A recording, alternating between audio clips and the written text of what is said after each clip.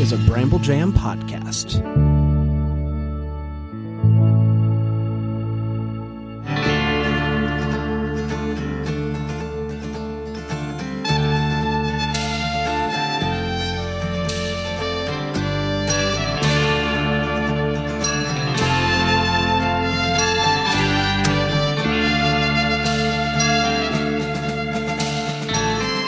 Welcome to the first episode of John Dutton Must Die, a Yellowstone podcast that is official and unofficial. It's more unofficial than anything. But my name is Justin Kirkland, and I'm here with my co-host, my best friend. He's a brother to me. He is the only person I would let ride my horse, and that's Dan Thompson. Oh, Justin, you're too kind. You're too kind. I mean, especially with the horse comment. I mean, God love you. Like, that's serious. That's big words there. Well, give it 3 episodes and I'll burn your house down. That's like true. That's true. You know? It depends on what you're spraying in the river. I can tell you that. And I will say this. It's a long time coming, Justin. We've been talking about Yellowstone for over a year. You and I back and forth through text. You get to actually speak to these actors from time to time because of your day job. It's about time we did this and just set aside a time every week where you and I get to talk Yellowstone. I almost feel like a year is a little bit conservative. I feel like this has been like in the works for at least a year and a half. No, you're right. I think more like almost 2 years now that you say it out loud. Because we were talking about it before the Tom Brady won the Super Bowl, which was not the last Super Bowl. That was the Super Bowl before then. So we've been talking about doing this for 2 years. And look at us now. I of course come to it. So to give all y'all a bit of background, I wasn't watching Yellowstone during the first season, and my dad, who is this kind of like East Tennessee, like working class, like hillbilly guy, was like, "You gotta check out Yellowstone." And I went, "Dad, I have too much to watch because I am a entertainment writer, so I'm watching TV all the time." And he called me again. He was like, "You gotta watch Yellowstone."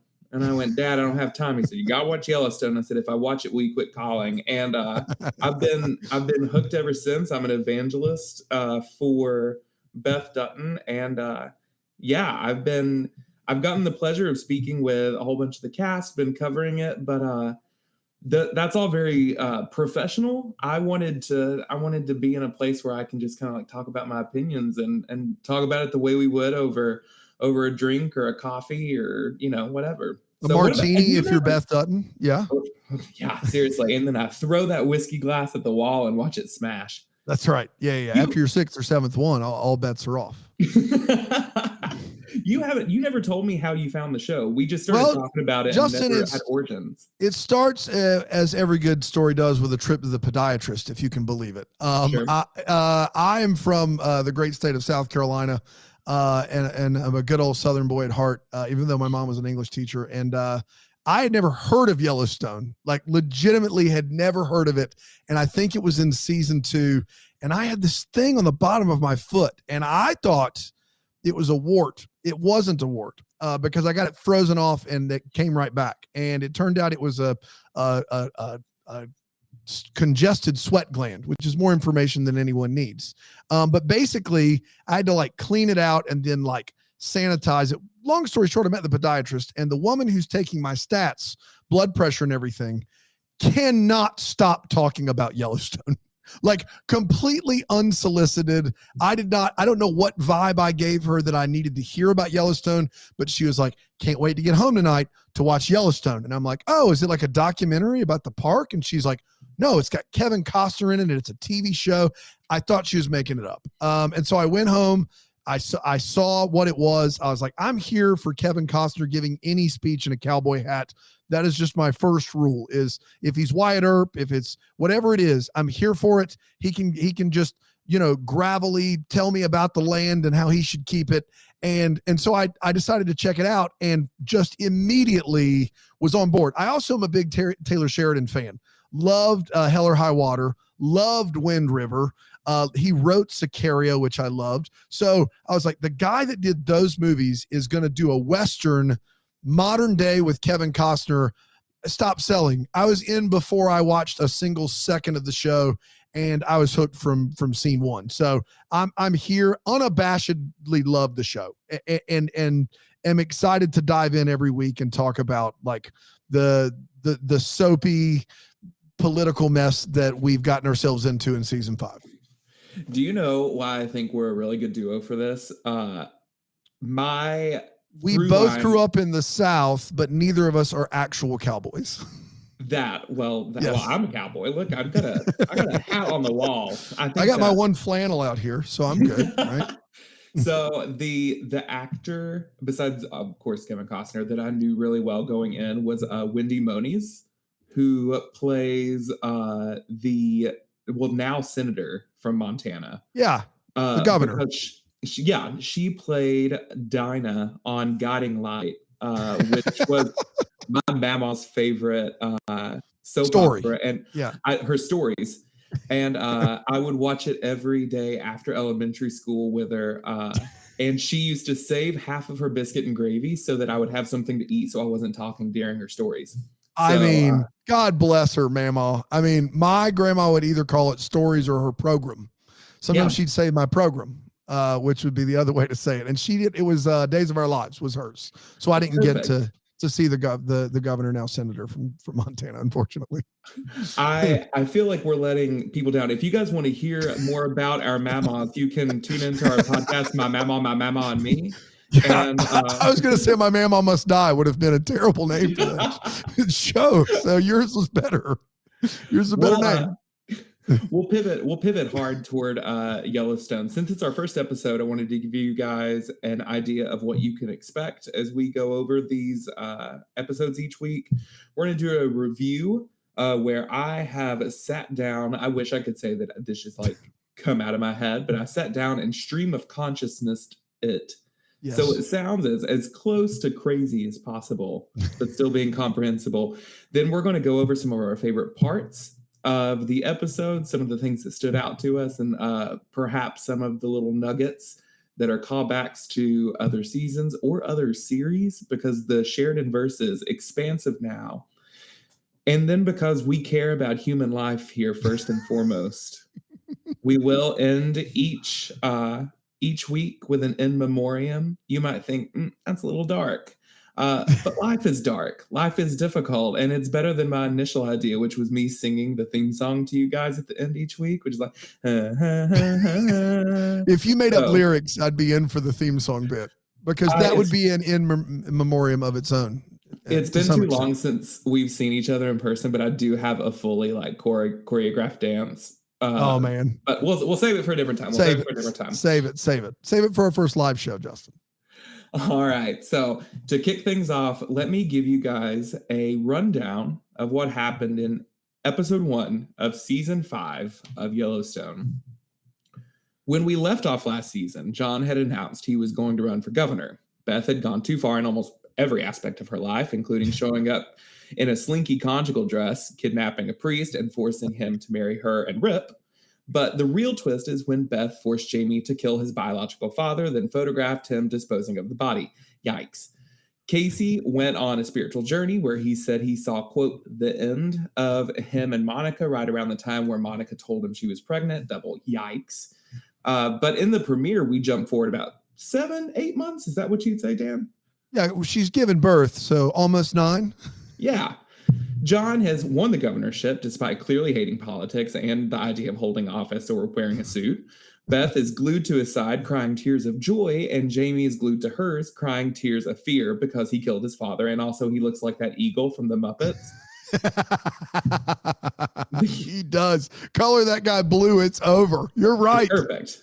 The Yellowstone world flashes back and shows us Beth and Rip's first date, which took place days before she was supposed to leave for college. Actually, day before she was supposed to leave for college. She was as brusque back then as she is now, and she belittled Rip, going as far to hook up with another ranch hand right in front of him as he watched from afar. She also did this thing where she kind of like leaned down and like showed her business as an 18-year-old to get a dirty martini. And if you're going to do that, at least make it like a Long Island tea, like make it a drink that's going to last. But flashback to now, Beth is clearly resentful of her past. Despite being married to Rip, she can't quite get over what she's done. And I don't think it's that whole Jamie let me get an abortion and they sterilized me thing alone. I think it's the way she treated Rip and just the way she's made her way through the world. But I'm sure we'll get more to that later. For now, John is thrown into the rigmarole of being governor. All he wants is to shut down Market Equities and the airport that they want to create. But it turns out that being a governor is about more than just doing that one thing for yourself. John decides to help the people of Montana out and tax the bejesus out of anyone who isn't a resident, which obviously doesn't go over well. The Yellowstone Ranch throws a governor's ball and everything seems fine, even for the bunkhouse. Walker has a new love interest in actress/singer Lainey Wilson. But as the evening rolls out, Rip tells Beth that he thinks all of this is bad news. John is going to lose the ranch. It reminds him of Rome. We'll get to that as well. Yeah, he pulls up the Nero reference. What are you going to do? Who among us, you know? Meanwhile, an important update, Casey is up near Canada, wrangling some horse thieves back to face justice when he lassos a man and has a tiff with the Canadian police, but the Canadian police back down because they're Canadian. He gets called back home because it turns out that Monica is in labor. She can't wait for him to arrive, though, so she and Tate decide to drive to the hospital and in the process get into a car accident caused by a moose. Perhaps it's an elk, maybe a buffalo. I don't know because I was screaming. When the Duttons arrive at the hospital, they find Casey in Monica's hospital bed, hugging her like this is the second season finale of Grey's Anatomy, but it isn't. It's the 5th season premiere of Yellowstone. The good news is that Monica's alive. The bad news is that their newborn son, christened by the name John Dutton IV, has died. And that is what you need to know from season 5, episode 1 of Yellowstone. Expertly done, sir. Expertly done. Thank you so much. Didn't miss anything important. This is everything you needed. Oh, I did. Wait, I don't think Carter appeared. Not yet. No. That's the next one, right? I think so. This being a double episode, it's really messing with us. So you can tell that the professionality is already out the window and it's not going to get better. So I hope y'all weren't expecting that.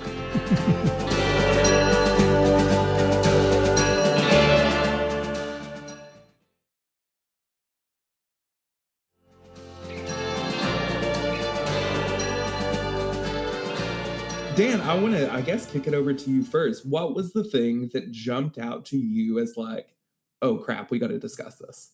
Gosh, I can't believe we skipped an entire campaign.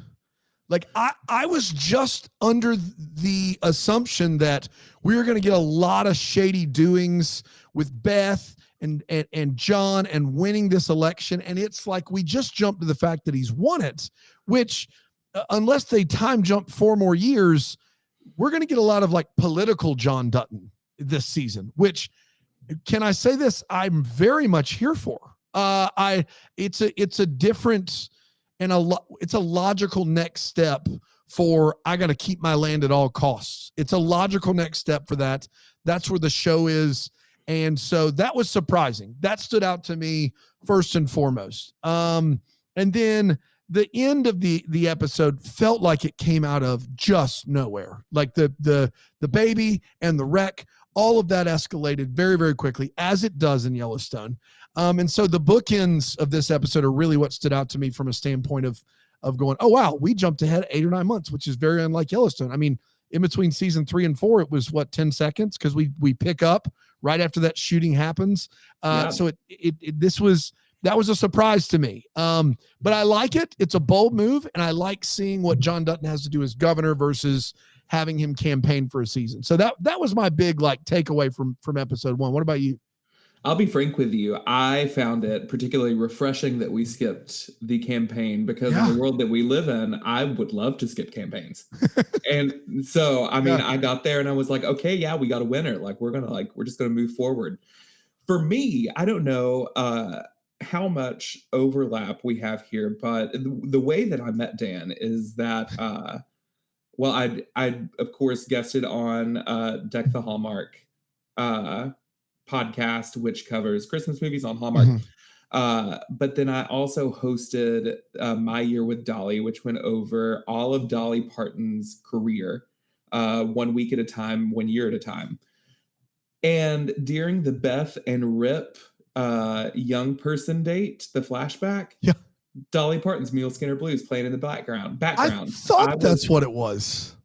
I mean, there was a lot in the episode that was maybe like plot wise more important, but nothing more important than that. That was the moment. Can I tell you what took me out of that scene was I know, like, I feel like a good grasp on how old Beth and Rip are. I guess I thought I did. If they are the age that I think they are, which is like early 40s, then the Jeep Grand Cherokee is a timeless automobile. Timeless. Just doesn't age. I was like looking at it and I'm like, oh, is that a 2017 Chevy Silverado? Like, I was having a hard time. I was ready to see the touchscreen in that bad boy. It was impressive. Like, that is not the Jeep Grand Cherokee that I feel like they would have been, because that would have been what? A date that was happening in like 1997 or so, like 25 years ago? That's what I was trying to put together. I was like doing the math in my head, and I was like, this isn't tracking with me. Like, yeah. But I mean, you know, the rules just don't apply there. Anytime they do flashbacks, it's fun. I mean, you know, Josh Lucas, who pops up from time to time as younger John Dutton, is always fun. And so, like, I like the flashbacks give you a sense. What makes Yellowstone so special is that you feel as though you've also owned the land for hundreds of years. You know what I mean? Like, you have this connection with these people who are actually doing this terrible thing that you're pulling for. Like, that's, you know, John Dutton's an all-time bad guy, but like, I'm here for every speech. I'm here for him to dig his boots in and you know, and not give up his land. Like, I'm here for all of it. And I think the flashbacks are a big part of that. So yeah, I was totally down for that flashback. You know, since we're on the topic of Beth and Rip, there were a couple things that jumped out to me this episode about their dynamic and where I think the rest of the season's going. Obviously, I think one of the most important pieces of Yellowstone is this hatred between Beth and Jamie, and then now learning how Rip factors into that.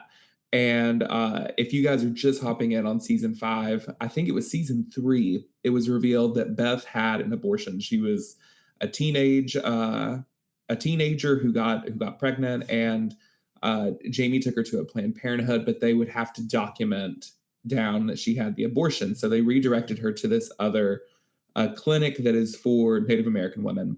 But part of it, and this is like a real thing that happened in the world for a very long time, is that at this clinic, if you got an abortion, you were also sterilized. It's unbelievable. And Beth, crazy, absolutely crazy. The stuff that's honestly not, you know, abortions, but like, it's those kind of details that are my favorite part of Yellowstone, when they like reveal these things that you're like, that didn't happen. And it definitely did. Definitely. But I think, you know, Beth didn't know that was part of the deal. Jamie signed off on it, essentially sterilizing Beth for the rest of her life. So she's never, ever forgiven him, nor will she. No. And I really think that's going to start coming to a head, which is, I think, in part why we got that flashback, to kind of like see that Beth didn't like turn mean and start attacking people at like 35 after like just kind of like getting baked right into the cake. It was baked right into the cake. There is what that was. This is the butter. Like, you're not making a cake without the butter. Like, this is Beth's butter. That's right. That's right. Yeah. You don't get as good as she is at being mean unless you kind of have had practice since you were a child. Like, you know how Tiger Woods was like putting at 2 years old? Like, she's the Tiger Woods of being mean. Like, she exactly. is. And I that would be maybe my only complaint about the episode is like, at some point, Jamie's gonna become a character that I root for, purely because I just don't know how much more the guy can take. I'm not there yet, but I feel like at some point they're gonna get there, because it is ruthless and they never let up. It's almost like they have to check a box of like, well, what's the scene where Beth goes in and just verbally just denigrates Jamie into ash every episode, and it was not any easier today than it was in last season. Did you ever watch How I Met Your Mother? Oh yeah, every episode. To me, he's Patrice. Like, shut up, Patrice. Like, when they just like randomly say that, like, every episode, like, Jamie just has to go. I have one more thing on Rip, and then I need to talk about Jamie a little bit more. So Rip, as a youngster, did not know what finance was. No. Also known as finance. That's right. And he didn't know what a martini was. And I like, you know what? Fine. I know that Rip had like difficult childhood. He was like taken in. He was just in the bunkhouse like his whole life. Hanging out. Yeah. So riddle me this. When did he find out about Nero? Like martinis, no. Finance, absolutely not. Do you know the guy that plays the fiddle when the fall of Rome happened, Nero? Where'd that come from? To be fair, he didn't know who Nero was. He knew the guy that was playing the fiddle while Rome burned, and Beth had to fill in the Nero information. But it was quite a pull for Rip. Who spent his whole life on the ranch. And as an 18-year-old, you're right, didn't know about the middle things in life, not even the finer things in life. And he pulls out ancient Roman history, which is, I mean, just fantastic. And an apt, as apt an illustration for what's happening in the show, like so on the nose. Like, so not only does the guy who spent his whole life on the bunkhouse with no formal education pull out an illustration from history, but it's a perfect one. It's not a bad one. It's not like he's like, what do they say about rubbing two pennies together when Abe Lincoln and Thomas Edison plugged the bulb in? He doesn't like mess it up. Like it's the right thing to say at the time. Like it was mind boggling.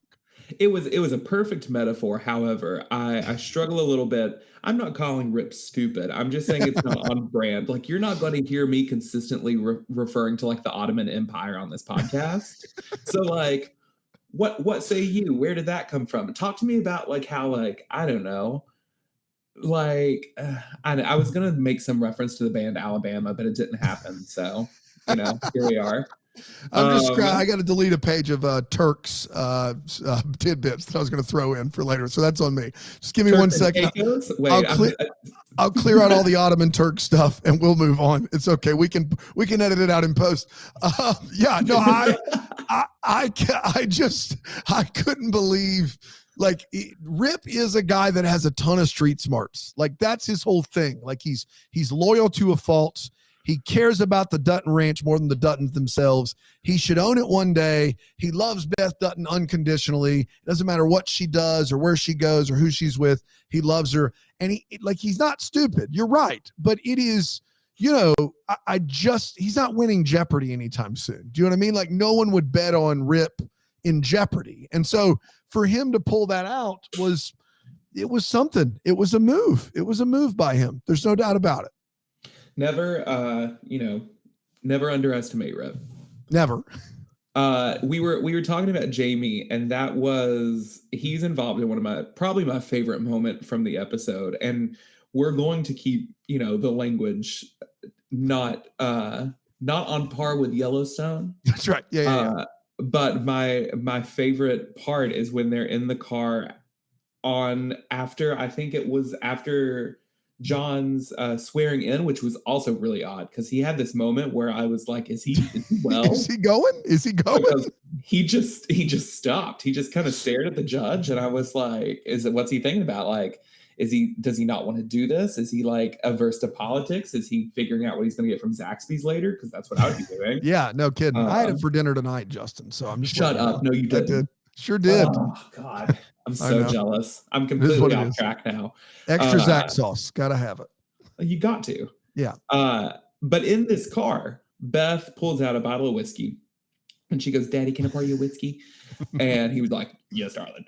And then from the back, the eagle from the Muppets was like, "Can I get in on that?" And she just says, "Go F yourself." And then that wasn't even the moment because Beth loves to throw an F-bomb. So that just kind of goes in one ear, goes out the other for me at this point. But when Jamie then looks at her, or when John looks at her and says, "Pour your brother a whiskey," she goes, "I will not." That's right. Yeah. The hatred is so good. I love it so much. But Jamie's got to be so tired. Can I tell you what I love most about that scene? Is that somehow in an SUV, they're in 3 different rows. So it's a stretch SUV, and these 3 people are family, and none of them are in the same row.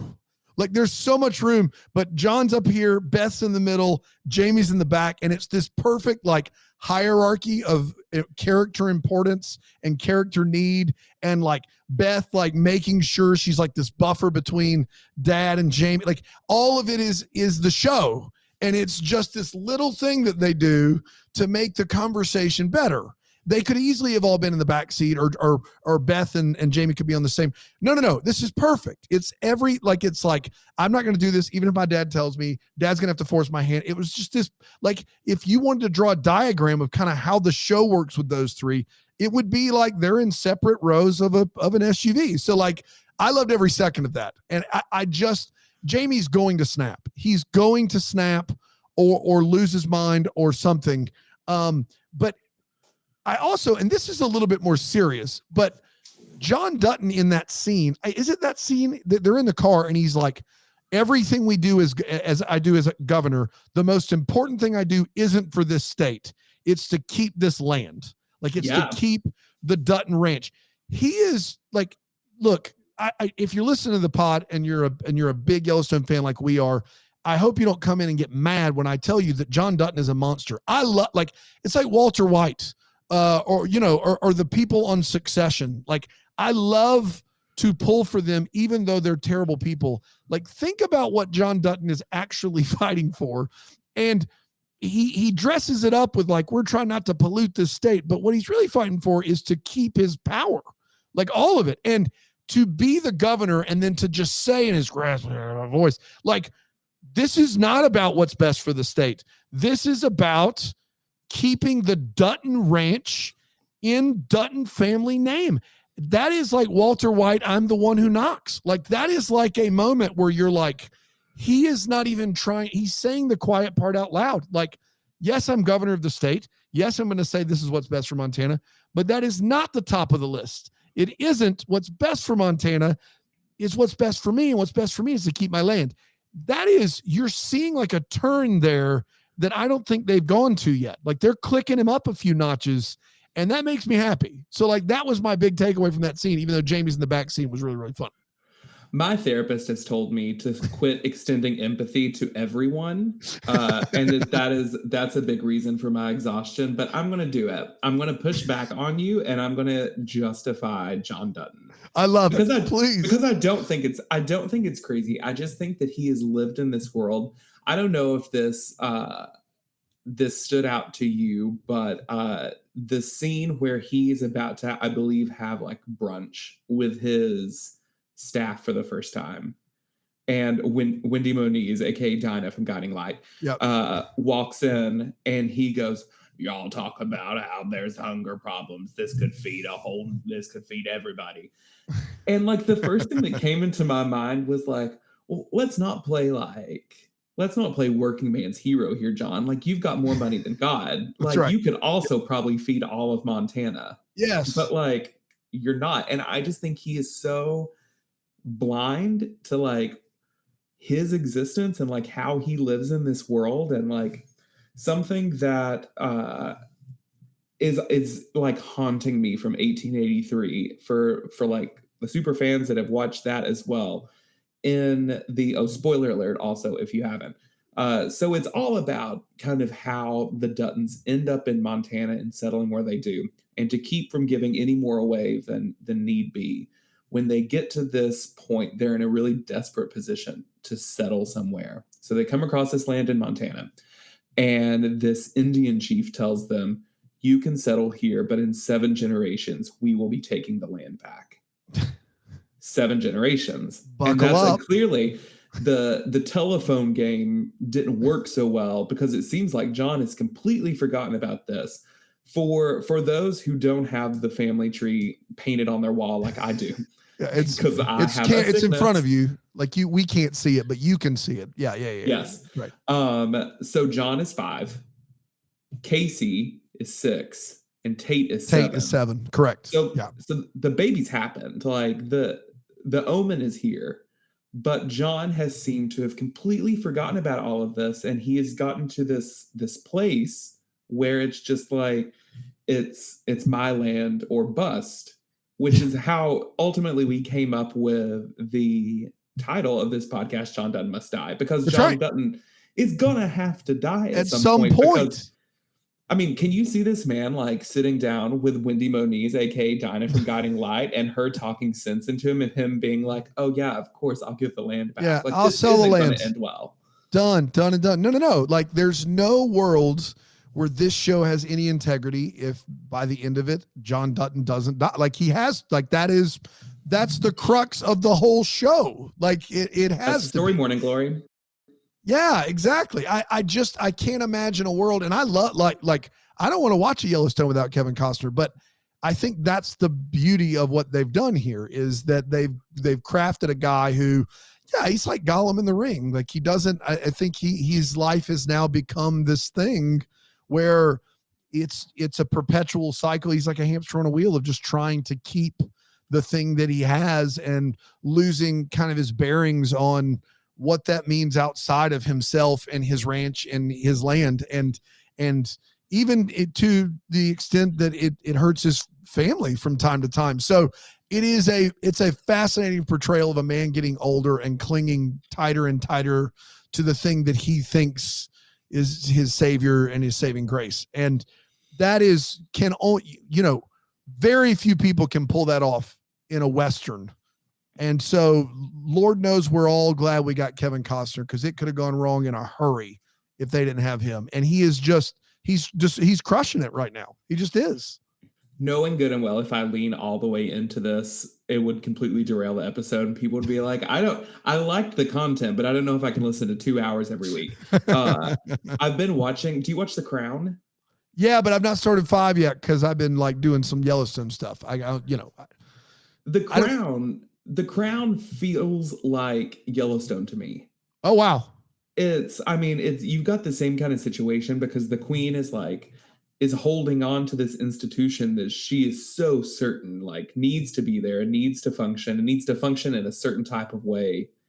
And I feel like that's what you're running into, the same kind of situation. Not to say it's like reductive or anything, but it's funny. Yeah, I was going to say, I get like Succession vibes. Succession is a phenomenal show, but it's so simple. Like patriarch Brian Cox, he's got the one kid who everybody can't stand, who's gone off the rails. That's a little bit like Jamie's got a daughter that really is smart enough to run the show, but is she ever going to get the chance to run the show? He's got a younger brother who's kind of like crazy into some crazy stuff. Is he around? Is he not around? So like that's always my big comparison is both of these shows are filled with people that are undeniably not good people, but we still love to watch them every week and pull for them every week. Like that's how I watch it anyway. And I could be in the minority there, but that's how I watch it. Now, you were talking about a younger brother who is around but isn't around. This episode, for some reason, Casey's at the Canadian border, right? Is that what you got from it too? Yes, because they say like, well, we'd rather be arrested in Canada, and I'm like, he's doing what now? Like, and I for the life of me, I honestly believe the show does not know what to do with Casey from year to year, and he's super attractive and gets a lot of people to watch the show and is a good actor. And but I feel like they just keep throwing darts at the board on this guy, and it's something different every year. Am I wrong on that? Is that a bad take? No, that's English. No, I get that, and I feel like they don't quite know what to do with him, and also I don't feel like they know. I had to pull out my Rand McNally map and start looking, because like when it comes to Casey, I feel like everything can just get thrown out the window at any moment. Yeah. Because Yellowstone, at least where I believe Yellowstone happens, isn't anywhere close to the Canadian border. Correct. And I feel like they move him around, like plot wise, location wise, motivation. Are we to believe that he's the only livestock agent for the state? Like he's the guy in charge of the whole, like Montana's freaking huge, man. Like he's the guy that's going up to the Canadian border.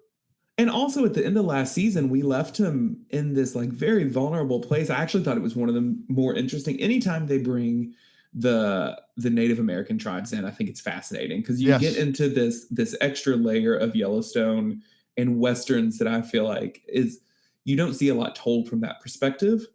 And I thought it was interesting to take this, like you said, this like attractive guy, good actor, put him literally in this one spot and make him face his demons and go on this like big vision quest.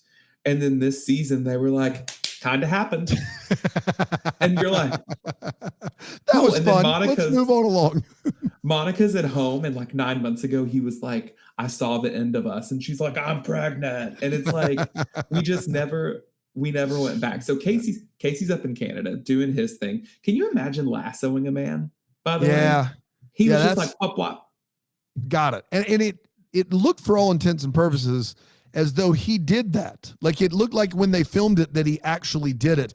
And if he didn't, that's some great movie making magic, because it looked like he really did. Like it looked like the actor was on the horse and lassoing the dude. That's impressive. And Taylor Sheridan, who, if you've ever seen, have you seen Wind River?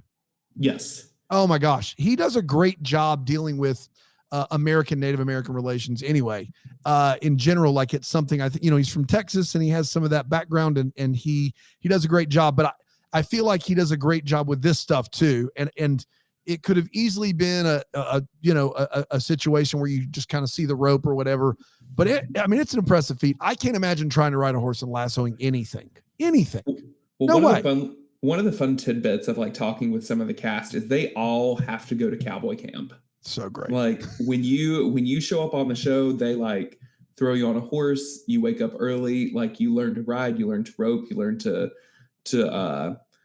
when they in that stuff that, and then they push them in. Yeah. Yippee-yi. Yeah. That too.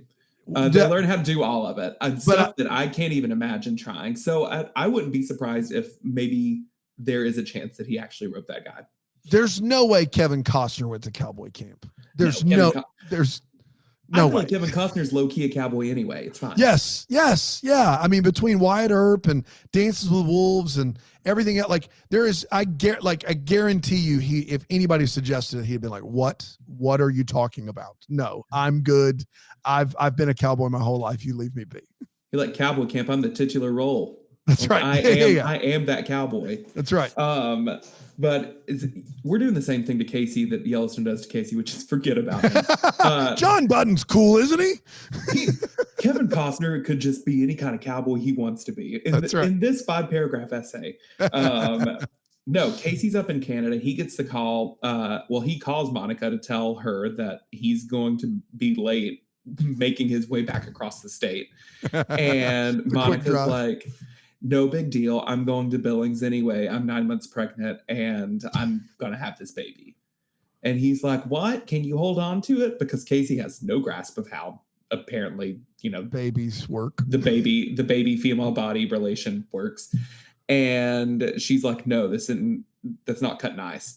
So she hops in her car with Tate and decides to drive. And honestly, Tate, who is like, these children have really aged up this season, because I'm guessing he's somewhere in the range of like, I can't tell how old children are. So he could be 10, he could be 17. I don't know. I felt like he was old enough to try to drive. I can tell you that much. Samesies. Please, Tate, just take the wheel, man. Like, I don't like he was on the ranch for forever. He can ride a horse. He can't drive a car. Get out of here. Then this moose, elk, potentially a buffalo. What do you think it was? It jumped out. I think it was a moose, but I'm not positive. They show the picture of like the hooves first, and they're like really hairy around it. And then like by the time it hits it, there's so much going on. And like, what else is, I'm pretty sure the guy that they hit is dead. So we didn't even look to see what happened there. It was just like, we saw him laying there and it was like, he's gone. So, but Monica swerves and misses the moose. And I can't tell if she crawled out of the car, but she's over there giving birth. That's right. Ultimately gives birth to the baby. They end up at the hospital and the baby dies after an hour. And we all watched that, and it's heartbreaking. And I thought it was a really poignant moment for the Duttons, because you don't see them all together as a family. Hardly ever. and you don't see them together as a family being nice to each other at all. Mm-mm. And it was a really, really tender moment because you even had like Beth reaching over and like consoling Tate. Casey's like fully in bed with Monica. And I feel like Monica runs into the same fate that Casey does, and that sometimes I don't think Yellowstone quite knows what to do with her. Yep, correct. So they've made her literally just like a trauma bag. Yes, they had that like head blow in season 2, I think, when she's had a run of it. She there was that bizarre subplot where they decided to catch like the man who was raping and killing Native American women. That's right. Yep. And then she almost got her head bashed in then. And then she like got into this car accident. I'm like, can we just like put this woman in a rubber room and call it a day? Yeah, it is a thing that it seems like it falls upon her or Beth a lot of times for these crazy violent subplots that only Yellowstone could pull off, like these very soapy, Dallas-y like subplots that they managed to somehow come together. And then she spends most of it not even talking, just like unconscious on the bed.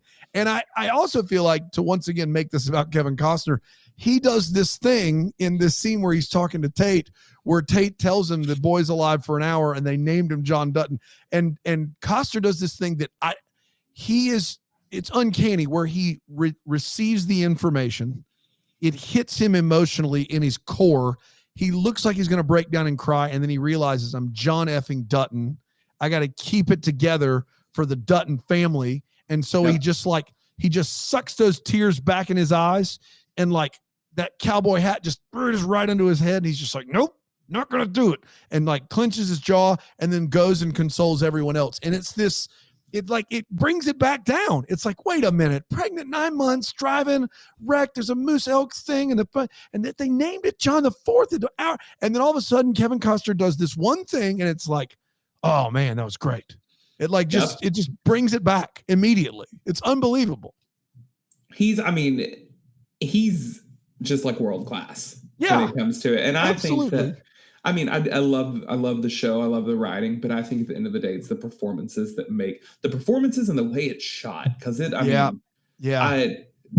love to be a fly on that drone, because like it just makes its way all over Montana. But like it's shot beautifully. Yeah. How many country bands have gotten like some free press too? Like I feel like they do a good job of getting this music that you maybe not have heard of, and like I find myself Shazamming a song like every other week. Well, this new character is played by Lainey Wilson, who just won Female Vocalist of the Year at the Country Music Awards.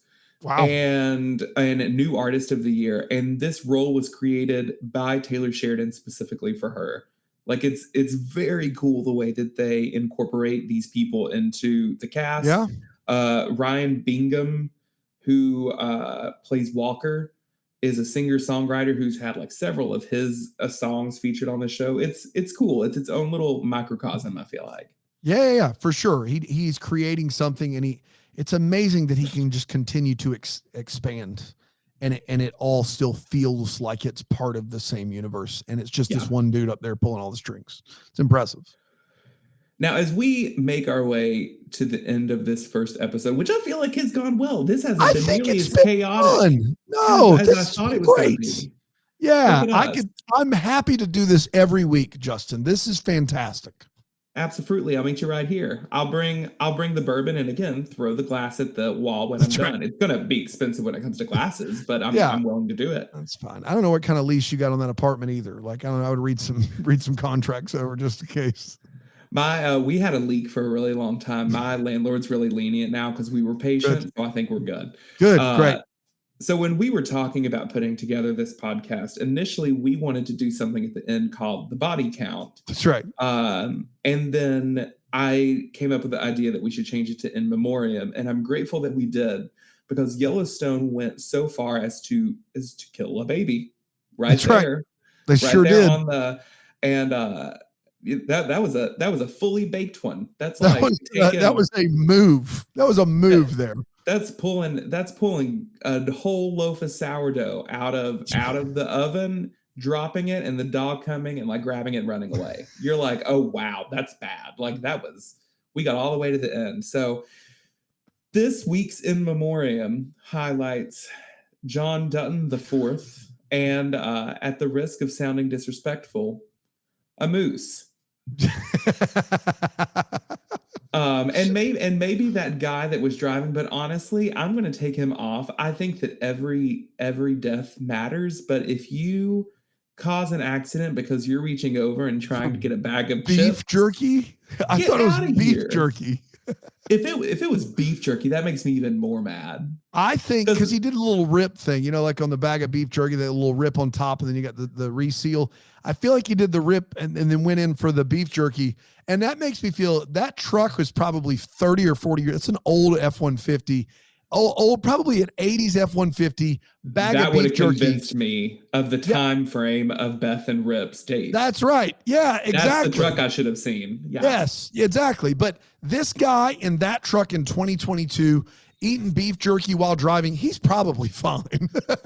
He probably got up and walked away. That was a nap he was taking, is what that was.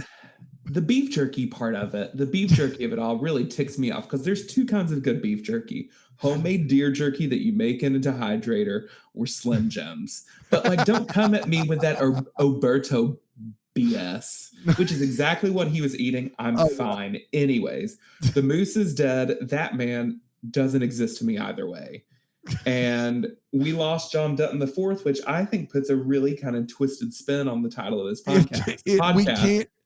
A podcast name that we've had in the works for months. I swear, y'all, it's been locked in for months. It seems terrible now, but it was not the intention at all. And it just didn't go in our favor. It just was swing and a miss on our part.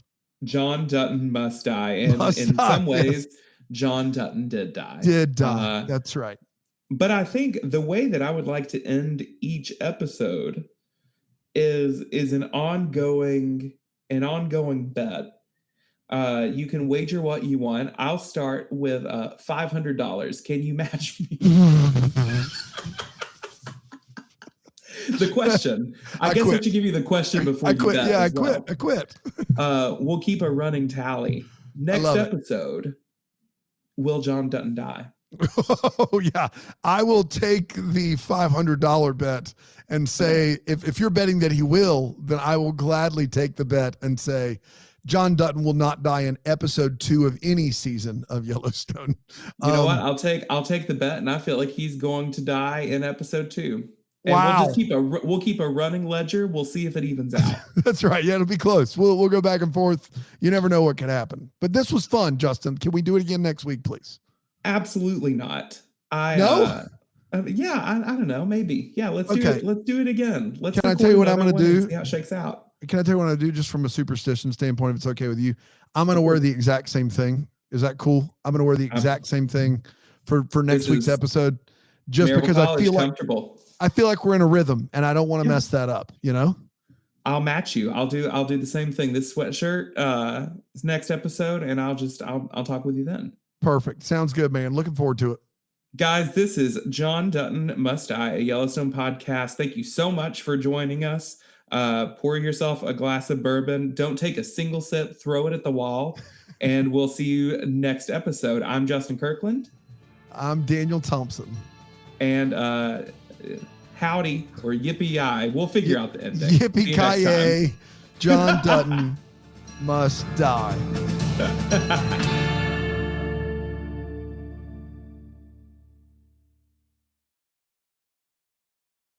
You're about to hear some ads that help keep the lights on here at the studio. Feel free to listen. Feel free to turn it off, whatever you want to. But either way, thanks so much for your support.